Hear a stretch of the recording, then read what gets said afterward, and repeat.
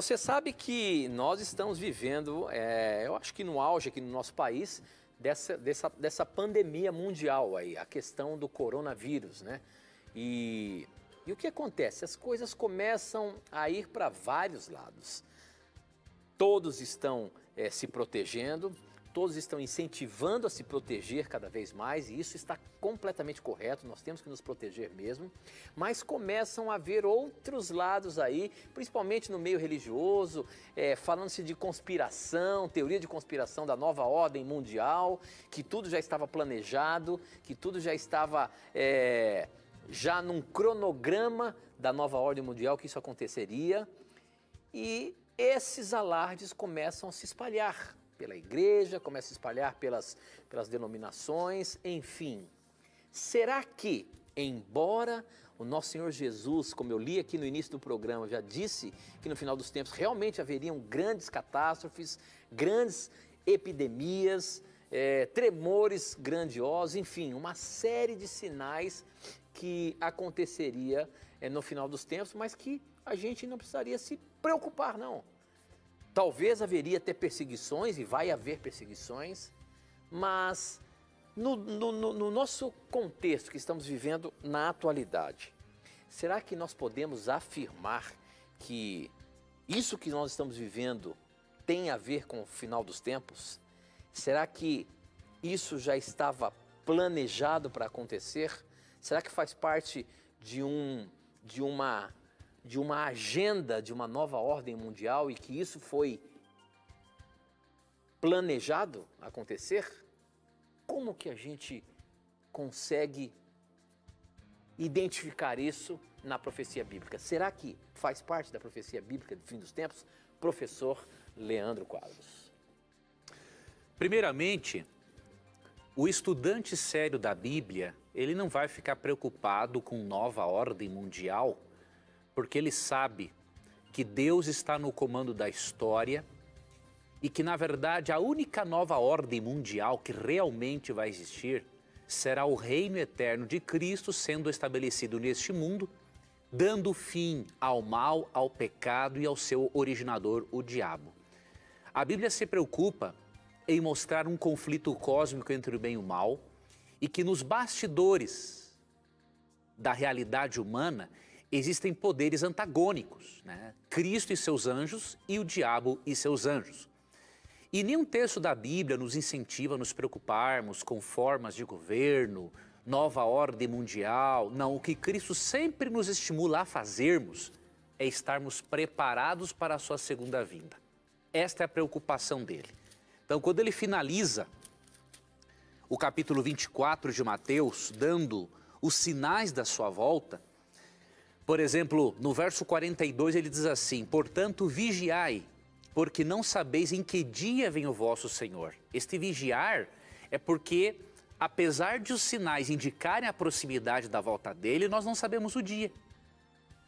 Então, ele não foca em nenhuma forma de governo, ele não foca em nenhuma pandemia, ele não foca numa ordem mundial, ele foca no preparo, porque eu e você não sabemos o dia. E no verso 44 ele diz assim: por isso ficai também vós apercebidos. Agora, por quê? Porque vai vir a nova ordem mundial? Não. Ficai também vós apercebidos, porque a hora em que não cuidais, o Filho do Homem virá. Então Satanás ele vai ter muito êxito em desviar a atenção das pessoas do texto bíblico e do preparo para a volta de Cristo para teorias de conspiração que mais alarmam do que instruem. E Satanás tem tido êxito com isso. Obviamente, Jesus predisse em Lucas 21:11, um texto significativo que o Tito leu, que um dos sinais do fim dos tempos era o surgimento de epidemias. Então nós podemos dizer com toda certeza, né, que essa pandemia do coronavírus e muitos outros tipos de doenças, bactérias, viroses que existem no mundo, são sinais de que o mundo está cada vez mais se afastando das leis naturais e morais de Deus e que o mundo, como consequência, está colhendo os resultados E isto é um sinal de que Jesus vai voltar, porque se Jesus não intervir no caos da humanidade, a humanidade vai se autodestruir. E em Lucas 21:11, Jesus disse, haverá grandes terremotos, ou seja, terremotos nos dias de Cristo eram quase nada, epidemias, nem se comparam as epidemias daquela época com as de hoje, e em número também, e fomes em vários lugares. Coisas espantosas, ou seja, há 2000 anos, Cristo profetizou que entre os sinais que antecederiam a sua vinda estariam as epidemias. E parece que não vai surgir doenças novas, e quando vemos, surge uma doença nova. Entretanto, Jesus deixa um alerta. No texto paralelo a Lucas 21:11, em Mateus 24, quando Cristo dá os sinais, falando inclusive das fomes, dos terremotos, só que em Mateus não fala das epidemias, as epidemias são mencionadas em Lucas. No verso 8 ele diz assim, porém, tudo isto é o princípio das dores. Ou seja, as epidemias, os terremotos, fomes, guerras, revoluções, todos esses sinais indicam a proximidade da volta de Cristo. Mas eles em si não se constituem na volta de Cristo. Porque o texto diz, isto é o princípio das dores. E qual é o último sinal para que Cristo volte? E aí está no verso 14. E será pregado este evangelho do reino por todo o mundo, para testemunha a todas as nações. Então virá o fim. Então o fim de todas as coisas virá quando todas as pessoas, de alguma forma, tiverem tido a oportunidade de conhecerem algo a respeito do plano de salvação, algo a respeito de Deus ou da pessoa de Jesus Cristo. Quando todas as pessoas tiverem tido uma oportunidade de conhecerem o verdadeiro Deus e de aceitá-lo, quando este evangelho for espalhado em todo o mundo, aí sim virá o fim. Então as epidemias, os terremotos, as fomes, tudo isso deve nos alertar, mas não nos deixar desesperados, diríamos assim. Alertas, não fanáticos.